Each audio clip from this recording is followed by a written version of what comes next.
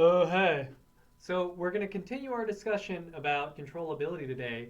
But before we get started, we're going to do a little bit of linear algebra review, or at least solve a linear algebra problem, because this is going to show up a bunch of times. We already saw a matrix that looked like this ahead of time. So I'm just going to write down the four-dimensional case right now.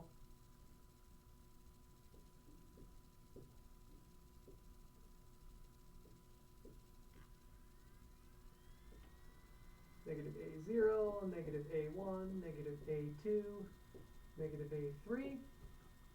Now, the general pattern that we have for this is we get a 0 here, a 1 here, zeros down the diagonal, ones above the diagonal, zeros everywhere else here, zeros everywhere else here, and then we get an A0, negative A1, negative A3.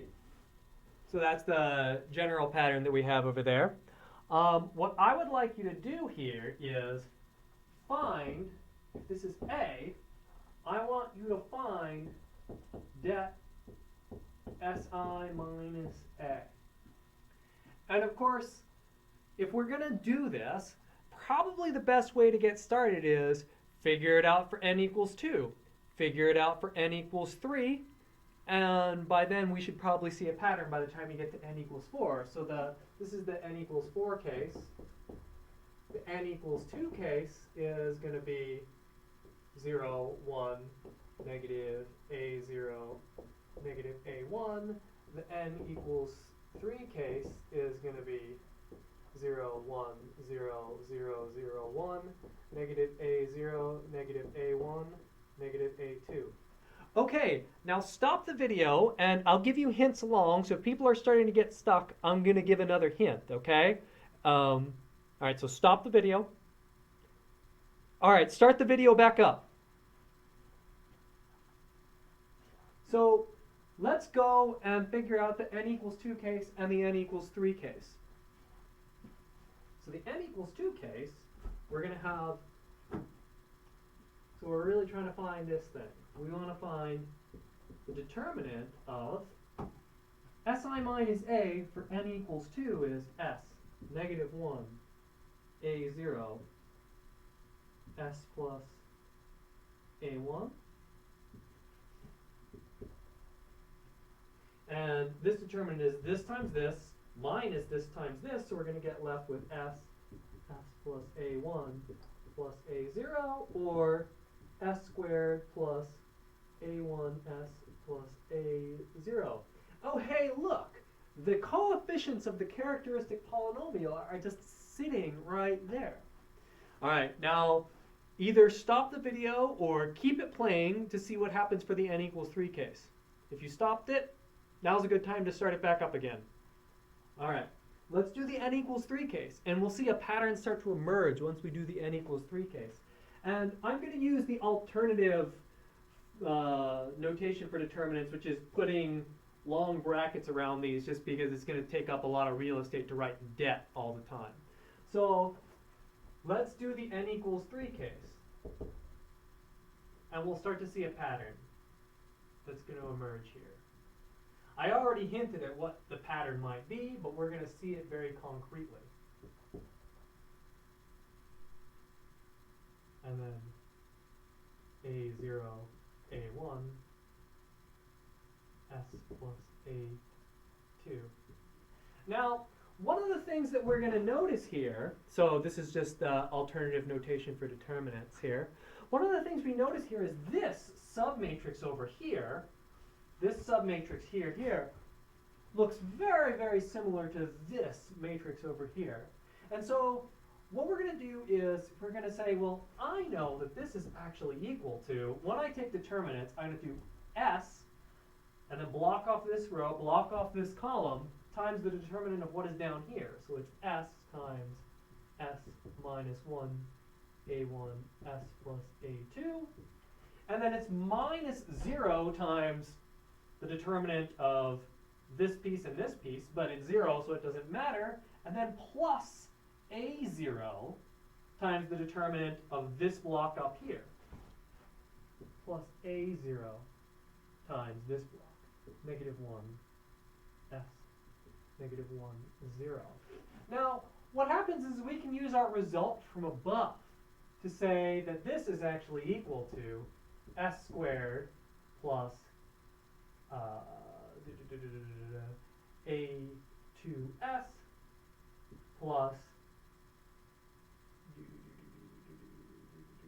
no, this is S cubed, rather. So, because I'm taking this thing, multiplying it by an S, so I got to raise everything analogously to a higher order power, SA1 plus, now look at this thing. The determinant of this, it's an upper triangular matrix. So the determinant of an upper triangular matrix is always just the product of the things on the diagonal. So in particular, it's just the product of this times this. So negative 1 times 1 is 1. A0. So again, we see that pattern that in the n equals 3 case, the characteristic polynomial just has coefficients given this, this, this. Now we're going to do the n equals 4 case, and I think by the time we see the n equals 4 case, the full pattern will emerge. But if you want to take a break and work it out for yourself, just stop the video. All right, start it whenever you're ready. So let's work out the n equals 4 case, and I think that that'll be enough to convince ourselves of the pattern that's going on here. So let's work out the determinant of this thing.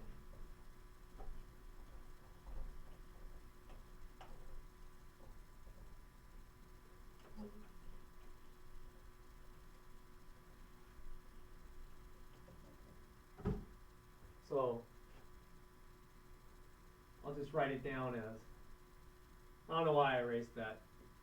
The determinant of this matrix, wow, I need to do S on this if this is A. Sorry about that. This is A. Determinant of Si minus A, if I do that thing, I'm going to put S's along the diagonals here, flip the signs of everything. So it's going to be S minus 1, 0, 0, 0, S minus 1, 0, 0, 0, S minus 1, A0, A1, A2, S plus A3. Determinant of this thing. And as we can see here, the first piece we're going to get is determinant of this times that. S0 minus 1, S0 minus 1, A0, A1, S, or A1, A2, A2, S plus A3. And then we're going to get a 0, a minus 0 times something, a plus 0 times something, a minus A0 times the determinant of this block. So we're going to get a minus A0. So when we're taking determinants, we always alternate signs and then eliminate the corresponding column, eliminate the corresponding row, and take the determinant of what is left over. And we see here that what we're going to get left with, just like what we had in the n equals 2 case, looks something like this. And so by the fact that we have, by what we have before, this thing, these things are going to define the polynomial as raise everything to the power, so it's going to be s to the 4th plus a3 s cubed plus a2s squared plus a1s. And then this thing is minus this thing times the product of this, this, and this. Because again, when we have an upper triangular matrix, it's all, the determinant is always just the product of the things along the diagonal. So in particular, we're going to get a minus 1, plus 1, minus 1. So it's minus 1 times minus 1, and we're going to get left with a plus a0. And as we can see, is this pattern is just going to emerge where what happens is the sign of this thing is always going to match up with the sign of the determinant that we put over here, so that when we take this in general, this thing, if we have in general diff si minus a, for the general n case, is equal to Sn plus a n minus 1 Sn minus 1 plus a1 s plus a0. And so this matrix is what's called the companion matrix.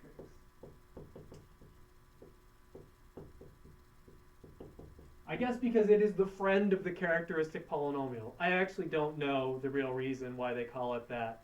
I'm just guessing it's because they're friends. But it is complementary to this characteristic polynomial because given the characteristic polynomial, I write down this companion matrix. I know I have a matrix that has that as the characteristic polynomial. That fact is going to show up a lot throughout this class, so it's just good to know it. All right, cool. Now we're going to do our next little linear algebra review question.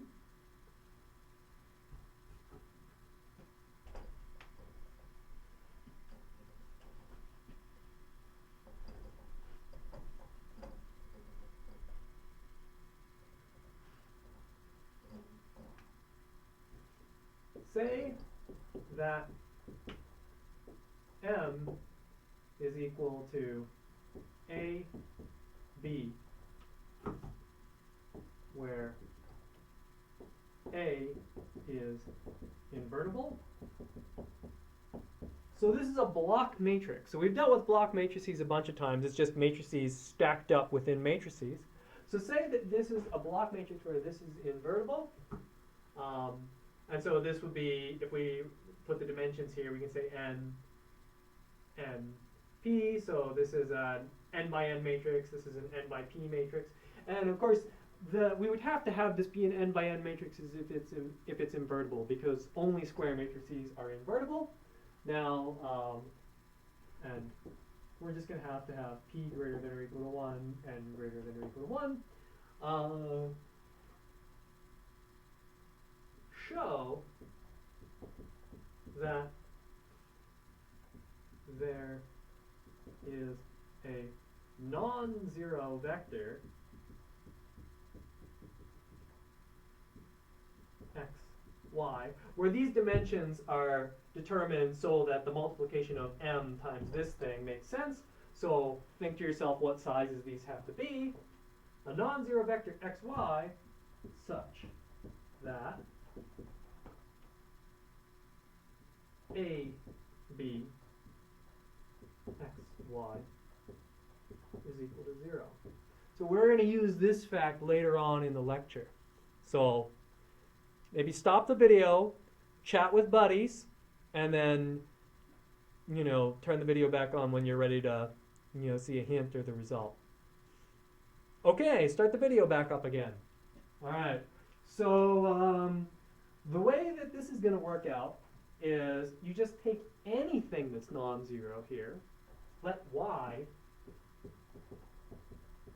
be any non-zero vector,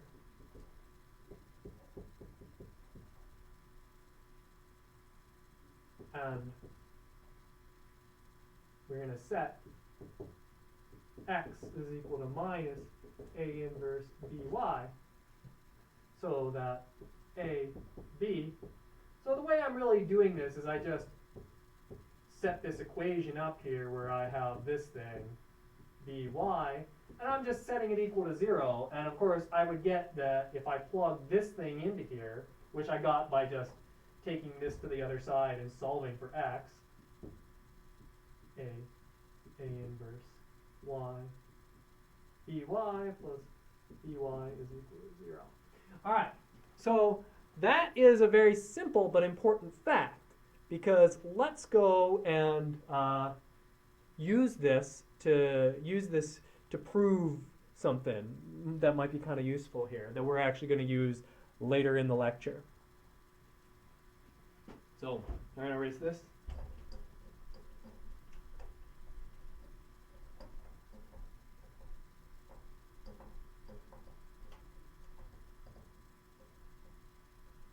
So the basic fact is that let's say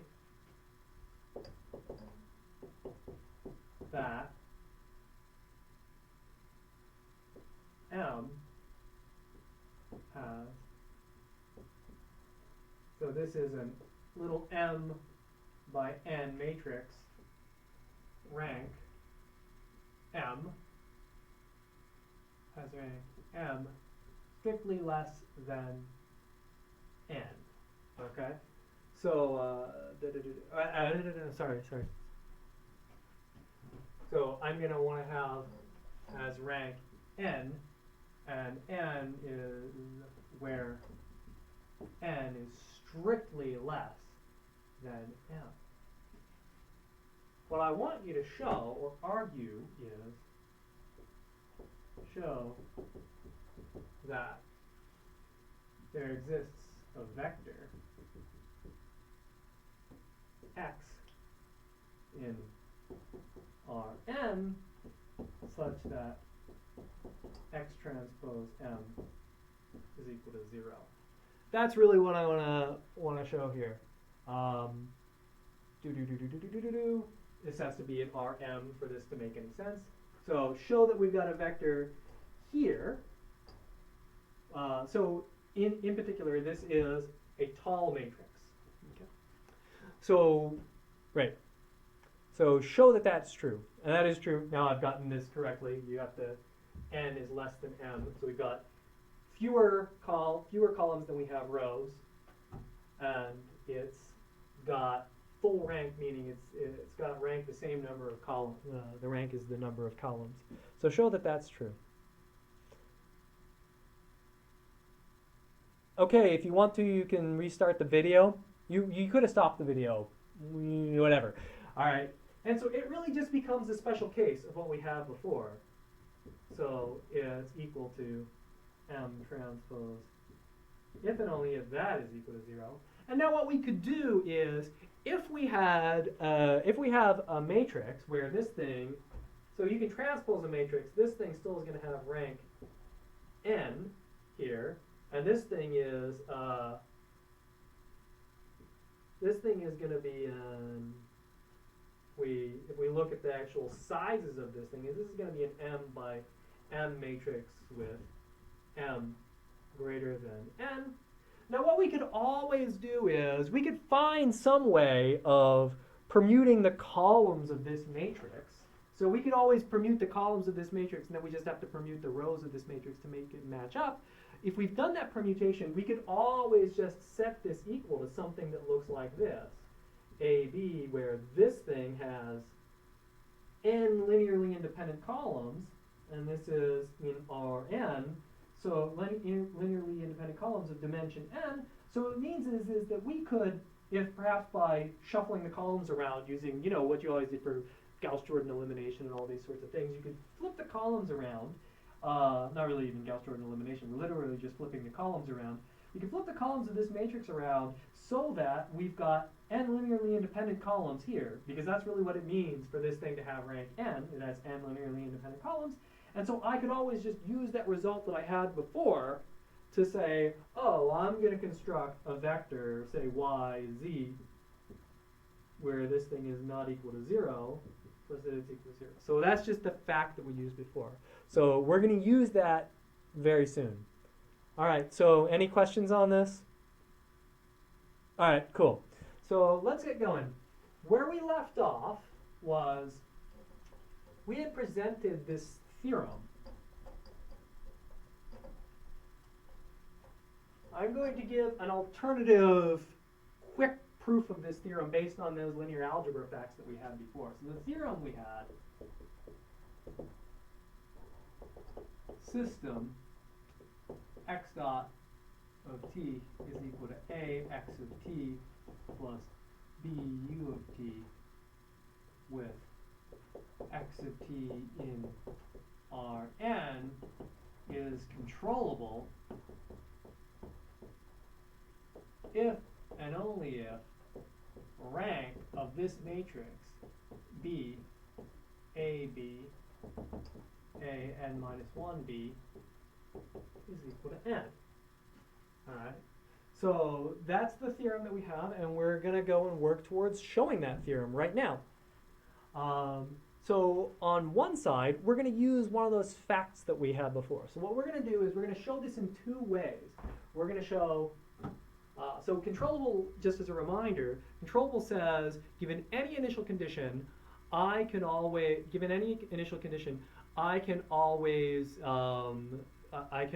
go and reach the origin in an arbitrary amount of time. So given any initial condition in a positive amount of time, I could drive myself from that initial condition to the origin.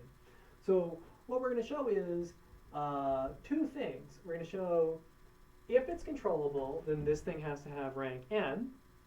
And then we're also going to show if it's not controllable, then it can't have rank n. So we're going to show those two things. And that's going to be enough to show that this is if and only if. Because the other direction where we say if it's not controllable, then it's not rank n, that's what's called the contrapositive.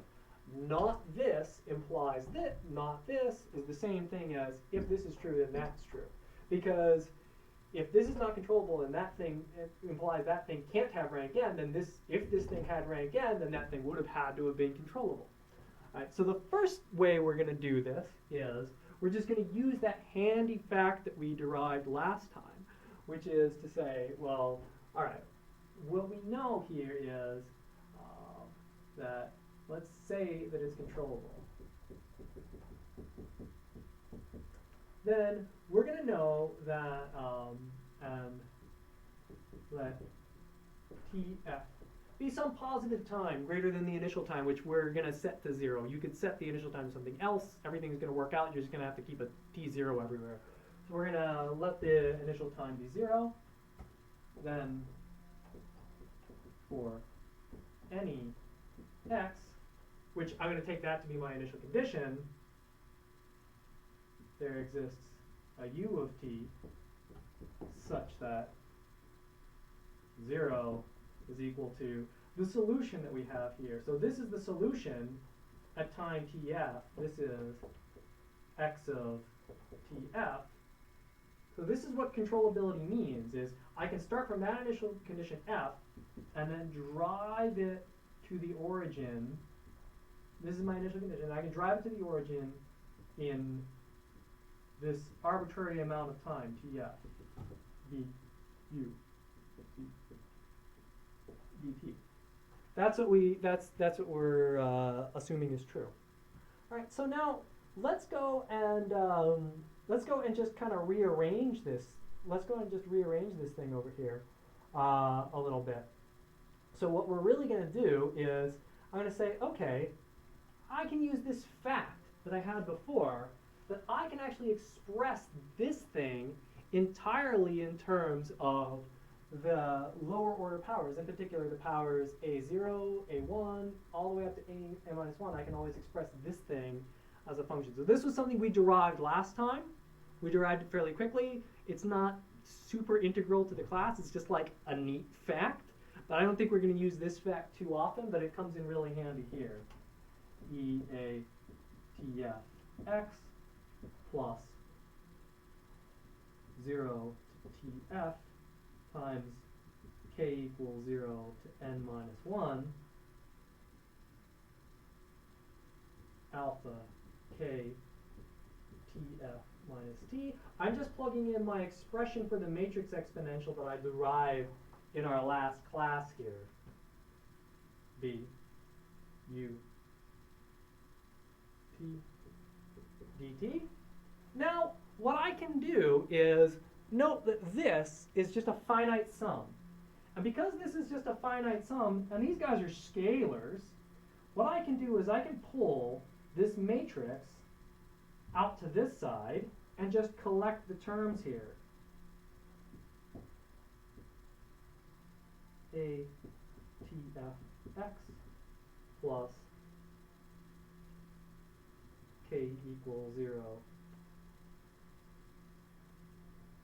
to k to n minus 1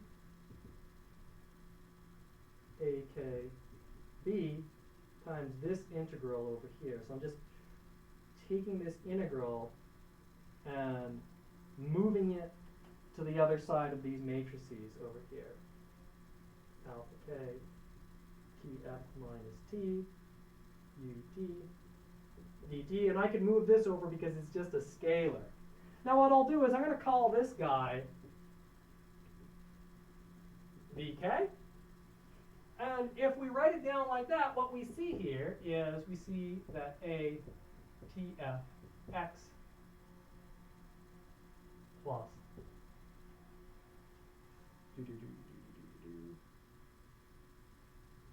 b ab a n minus 1b v0, v n minus 1. And so let's just take a moment over here to see that this is going to tell us here that given any x over here, I can go and set this thing equal to 0 by just choosing numbers, because in the end, once you do this integral, these are numbers. Right? So there are numbers that are going to make this 0. Now, given any vector in Rn, I could always choose x. So given any z in Rn, if x is equal to minus e to the minus atf z, we have, by just taking this around to the other side, minus e to the a tf x, and if we call this vector v, the minus is going to cancel out with the minus. What is this? It's the inverse of the matrix exponential. So it's equal to z equals p v. So given any vector z in Rn, I see that there is a v that makes this thing, makes this product, p times v, equal to z. So what does that mean about the rank of this matrix P? Well, if you can reach any vector, the rank is the dimension of the image. That is what rank is defined as. It's the dimension of the image. And so what's the dimension of the image if you can hit everything in Rn? N. So that means that if it's controllable, this thing has to have dimension n. You may want to stop the video to digest this a little bit. Otherwise, just keep it rolling. We're going to show the other way now, and we're going to use that fact from linear algebra that we discussed before.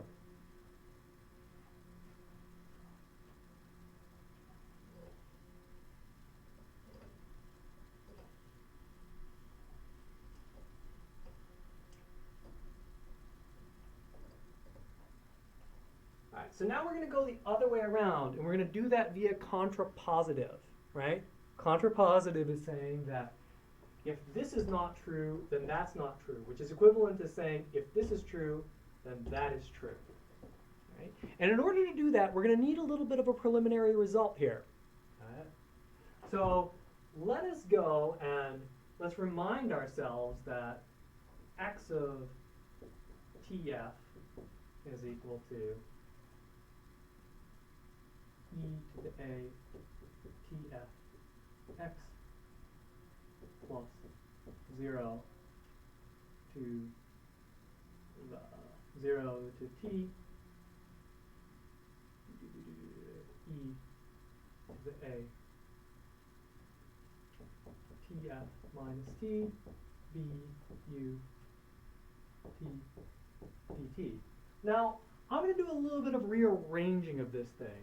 I'm going to say that this thing is that x of tf equals 0 if and only if minus e to the a tf equals 0 to t. So this is integrated up to tf here. E to the a tf minus t b ut dt. And so, oh, I forgot my x here. If and only if. And that's true if and only if. If I take this to the other side, of course, with my matrix exponential, I could always pull the a over here if and only if negative x is equal to. I could always note that this thing is actually equal e to the a tf e to the minus a t. And so what we can see here is that if we pulled that e to the a tf off to the other side, we can get an e to the a tf to cancel out. So in particular, we're going to have something that looks like this. E to the minus a t b u t dt. All right. Now I'm going to define a space that I'm going to call this, let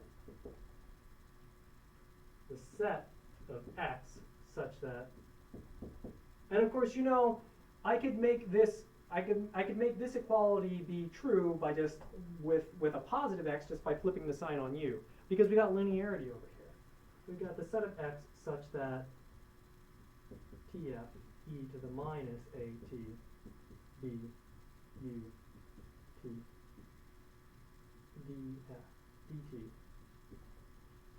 So so this is going to be the set of x that I could drive to the origin, right? These are the set of x's that I can drive to the origin. So I'm going to call this the controllable space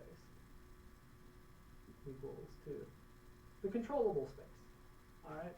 Because these are all the x's that I can drive to the origin.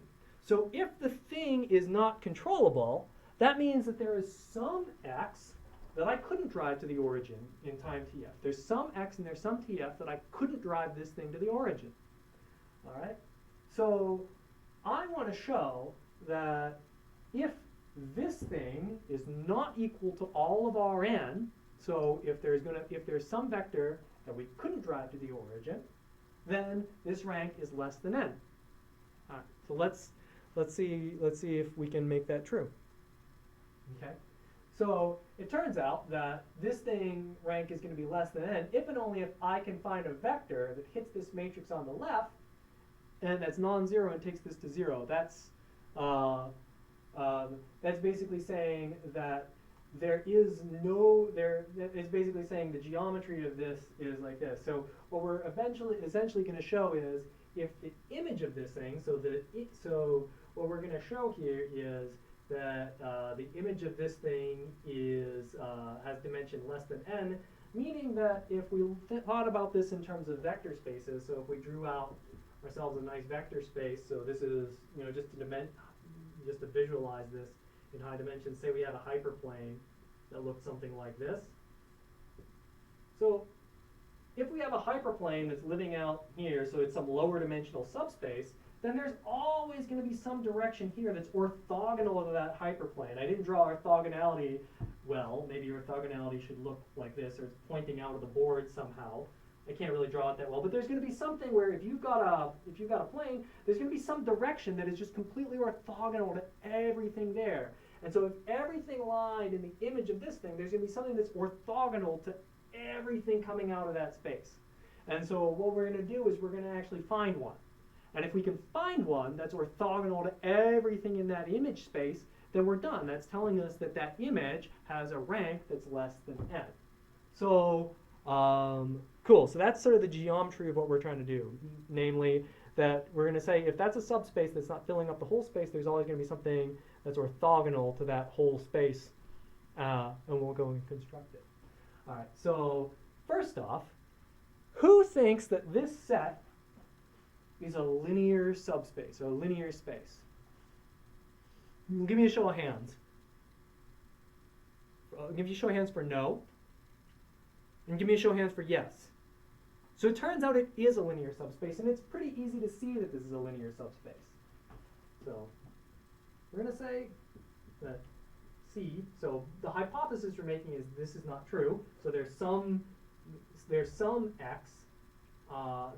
there's some x that cannot be driven to the origin, some initial condition for which we can't drive the system to the origin is not equal to n. Now what we want to show is, first off, that C is a vector space.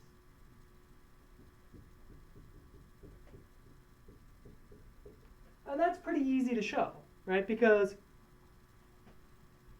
if x1 is equal to 0 tf e to the minus at b u1 tf dt, x2 is equal to tf e to the at b u2 t. So this is for some t, for some u of t. u2 of t. So if we can drive this one to the origin, we can drive that one to the origin, then a1 x1 plus a2 x2, just by linearity of this thing, because this is just a linear operation on the U, A1U1T plus A2U2T dt. So indeed, this is a linear space. All right. So if we've got a linear space that's a subset, we know that this is actually, where do all these vectors live? How many dimensions do these x's have? N. So we know that this is a vector subspace of Rn. All right. So let's think about what we know about vector subspaces. So what does every vector space have? Every vector space has a basis, at least in finite dimensions. Every vector space has a basis. And how big could the basis possibly be in this case? Well, we know that the basis has to have size less than n, because the size of the dimension of the subspace is the number of elements in the basis. So the basis is just something, it's a linearly independent set of vectors that spans the space. So let's just kind of go off here for a minute.